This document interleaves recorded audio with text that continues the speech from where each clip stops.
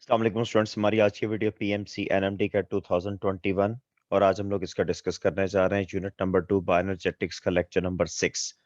तो वीडियो को स्टार्ट करते हैं, लेकिन वीडियो को स्टार्ट करने से पहले आप मेरे चैनल को सब्सक्राइब कीजिए और बेल आइकन को प्रेस कीजिए ताकि आपको आने वाली वीडियोस मिलती रहें। तो हमारा आज का टॉपिक है केल्विन साइकिल, डार्क रिएक्शंस। इसको C3 साइकिल भी कहते हैं, इसको जो है वो लाइट इंडिपेंडेंट रिएक्शंस भी कहते हैं। तो केल्विन साइकिल की अगर हम लोग बात करते हैं, केल्विन साइकिल स्टार्ट होता है जब 3 कार्बन डाइऑक्साइड मॉलिक्यूल्स एंटर हो रहे हैं और ये 3 कार्बन डाइऑक्साइड मॉलिक्यूल्स कंबाइन होते हैं राइबोलोज बिसफॉस्फेट के साथ, जो कि एक 5 कार्बन कार्बोहाइड्रेट है, एक पेंटोज है। कार्बन डाइऑक्साइड के 3 मॉलिक्यूल्स मिनिमम रिक्वायरमेंट है। उसकी वजह यह है कि इस प्रोसेस की जो आउटपुट है वो एक ट्राइओस है, 3 कार्बन शुगर है, ग्लाइसरॉल्डिहाइड 3 फास्फेट। कार्बोहाइड्रेट्स सिंपलेस्ट से सिंपलेस्ट भी अगर आप देखें तो ट्रायोसिस होते हैं, इससे सिंपल कार्बोहाइड्रेट्स नहीं होते। तो मिनिमम 3 कार्बन डाइऑक्साइड मॉलिक्यूल्स आपको इस प्रोसेस में रिक्वायर होंगे। इस प्रोसेस के 3 फेजेस हैं: कार्बन फिक्सेशन, रिडक्शन और regeneration of RuBP.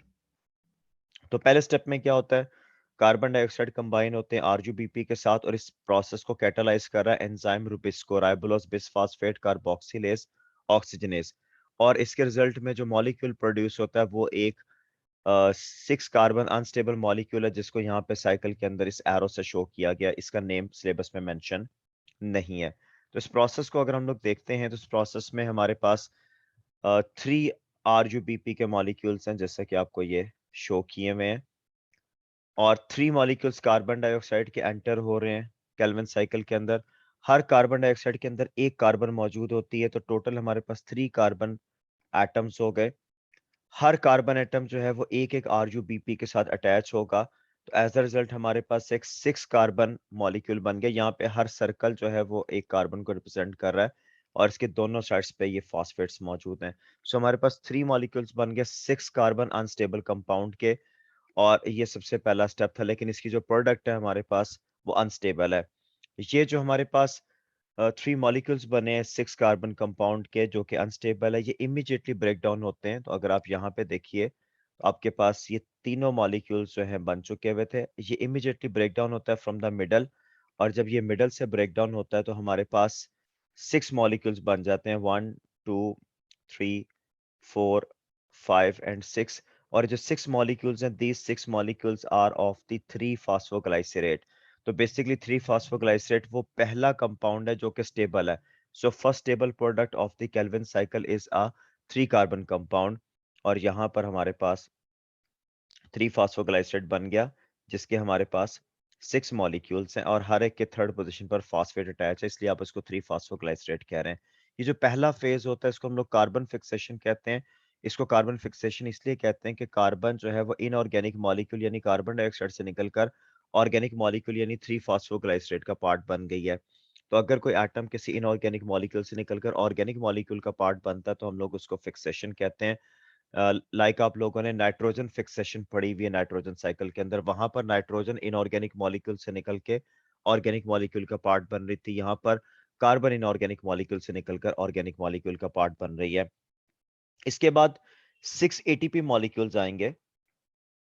6 ATP molecules अपना अपना फॉस्फेट देंगे, तो टोटल 6 फॉस्फेट देने के बाद वो 6 एडीपी में कन्वर्ट होकर यहाँ से चले जाएंगे, और इनके अंदर से जो फॉस्फेट रिलीज हुआ है ये फॉस्फेट ऐड होगा इंटू 3 फास्फोग्लाइसरेट। तो आप देखेंगे आपके पास 6 मॉलिक्यूल्स मौजूद है 3 फास्फोग्लाइसरेट के, और आपके पास जो है वो 6 ही एटीपी के मॉलिक्यूल्स में से 6 फॉस्फेट आए। तो ये फॉस्फेट जो है वो कार्बन नंबर 1 के साथ अटैच हो गए। तो आप देखेंगे अब आपके पास जो कंपाउंड बना as a result, that is 1,3 bis फास्फोग्लाइसरेट। बिस का वर्ड हम लोग इसलिए यूज कर रहे हैं कि एक फॉस्फेट कार्बन नंबर 1 के साथ अटैच है और एक कार्बन नंबर 3 के साथ। तो अगर 2 फॉस्फेट्स हो और वो सेम कार्बन से अटैच हो तो आप डाई का वर्ड यूज करते हैं, जैसे एडिनोसिन डाईफॉस्फेट में होता है एडीपी में। लेकिन अगर ये अलग अलग फॉस्फेट्स जो है वो अलग अलग कार्बन के साथ अटैच है तो फिर आप डाई का वर्ड यूज नहीं करते, फिर आप बिस का वर्ड यूज करते हैं। तो 1,3 बिस फास्फोग्लाइसरेट बन गया। ये हमारे पास इस प्रोसेस में बनने वाली सेकंड स्टेबल प्रोडक्ट है। तो 1,3 बिस फास्फोग्लाइसरेट जब बन गया तो इसके बाद 6 मॉलिक्यूल्स आएंगे NADPH के। हर NADPH अपना अपना हाइड्रोजन देगा जो इसके अंदर ऐड हो जाएगा 1,3 बिस फास्फोग्लाइसरेट में। तो हम लोग जानते हैं कि addition of hydrogen is called as reduction, तो सेकंड फेज का नाम रिडक्शन है। साथ ही ये जो फर्स्ट पोजीशन के ऊपर फास्फेट्स थे ये रिमूव हो जाएंगे, क्योंकि टोटल 6 मॉलिक्यूल्स थे तो 6 इनऑर्गेनिक फास्फेट्स यहाँ से रिलीज होंगे, और आपके पास जो नेक्स्ट कंपाउंड बनेगा that will be glyceraldehyde 3 phosphate. So हमारे पास 6 मॉलिक्यूल्स बन गए G3P के, ग्लाइसरल्डिहाइड 3 फास्फेट के। तो अगर हम लोग जो है इसको यहाँ पर देखें तो इसी प्रोसेस को हमारे पास 6 इनऑर्गेनिक फास्फेट रिलीज हुए, और ये रिलीज हुए from the carbon number 1 of the 1,3 बिसफास्फोग्लाइसरेट। साथ ही साथ आपके पास 6 NADPH आए हैं, सब ने अपना अपना हाइड्रोजन दिया। Addition of hydrogen is called as reduction. तो ये NADP प्लस में कन्वर्ट होकर यहाँ से चले गए, और अब हमारे पास जो प्रोडक्ट बनी है वो हमारे पास 6 मॉलिक्यूल्स बन गए हैं ग्लाइसरल्डिहाइड 3 फास्फेट के। लेकिन जो हमारे पास 6 मॉलिक्यूल्स बने G3P के, इनमें से जो है वो सिर्फ एक मॉलिक्यूल है जो कि साइकिल से एग्जिट होगा, साइकिल से निकल के चला जाएगा।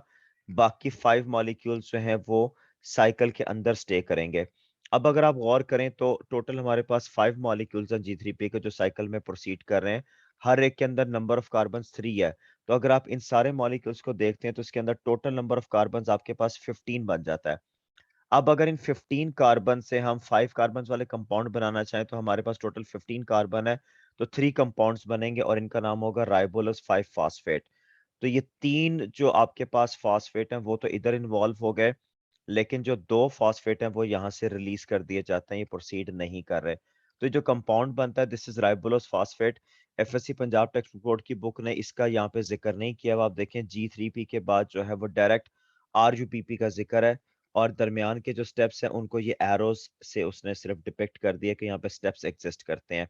लेकिन जब RUP बन जाता है तो 3 ATP आते हैं फ्रॉम द लाइट रिएक्शंस, अपना अपना फास्फेट देते हैं और ADP में कन्वर्ट हो जाते हैं। वो तीनों फास्फेट 3 RUP में ऐड होते हैं तो RUPP बन जाते हैं।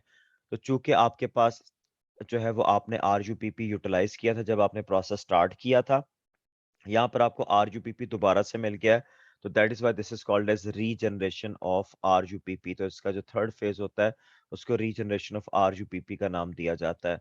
तो यहाँ पे अगर आप लास्ट में देखते हैं तो आपके पास ये 3 मॉलिक्यूल्स RUP राइबोलोस फास्फेट के हैं। 3 ATP से हर एक से एक फास्फेट आया, तो अब जो हमारे पास ये कंपाउंड्स बन गए दीज आर राइबोलोस 1 5 बिसफास्फेट, क्योंकि एक फॉस्फेट कार्बन नंबर 1 के साथ अटैच है और एक कार्बन नंबर 5 के साथ। तो RUPP आपने यूटिलाइज किए थे, ये आपको इस प्रोसेस में दोबारा से मिल चुके हैं, तो यहाँ पे ये साइकिल कंप्लीट हो जाता है। अगर हम लोग जो है इसकी कैलकुलेशंस की बात करें तो इनपुट्स अगर आप देखना चाहें तो इनपुट्स में आपके पास 3 चीजें थी। 3 कार्बन डाइऑक्साइड मॉलिक्यूल्स एंटर हुए, और इसके बाद 9 ATP मॉलिक्यूल्स एंटर हुए, 6 3 फॉस्फोग्लाइसरेट के बाद, और 3 जो है G3P के बाद, और 6 NADPH एंटर हुए प्रोसेस के अंदर जो कि 1,3 बिसफास्फोग्लाइसरेट से आ रहे थे। कार्बन डाइऑक्साइड का सोर्स एटमॉस्फेयर था, ATP और NADPH का सोर्स लाइट डिपेंडेंट रिएक्शंस या जी स्कीम थी। अगर आप आउटपुट की बात करते हैं तो आउटपुट सिंगल G3P मॉलिक्यूल है। अक्सर स्टूडेंट्स को MCQ आता है तो वो आंसर में लिख देते हैं 6 G3P मॉलिक्यूल्स। जब उनसे पूछा जाता है वो कहते हैं जी 6 प्रोड्यूस हो रहे थे। 6 प्रोड्यूस होते हैं लेकिन 5 तो साइकिल के अंदर ही रह जाते हैं, वो तो एग्जिट नहीं होते। सिर्फ एक G3P एग्जिट होता है। तो आपका आंसर जो है वो 6 G3P नहीं होगा, 1 G3P होगा। फिर प्लांट जो बेसिकली चीज प्रोड्यूस करते हैं as a result of Calvin cycle वो G3P होता है। बाद में डिफरेंट मेटाबॉलिक पाथवेज में प्लांट इससे ग्लूकोज बना सकता है, इससे स्टार्च बना सकता है, फ्रुक्टोज बना सकता है, इवन लिपिड्स और प्रोटीन्स बन सकते हैं। बट जो बेसिक प्रोडक्ट है जिस प्रोसेस में प्रोड्यूस होती है that is the G3P molecules. तो ये आपके पास जो है वो केल्विन साइकिल का प्रोसेस है।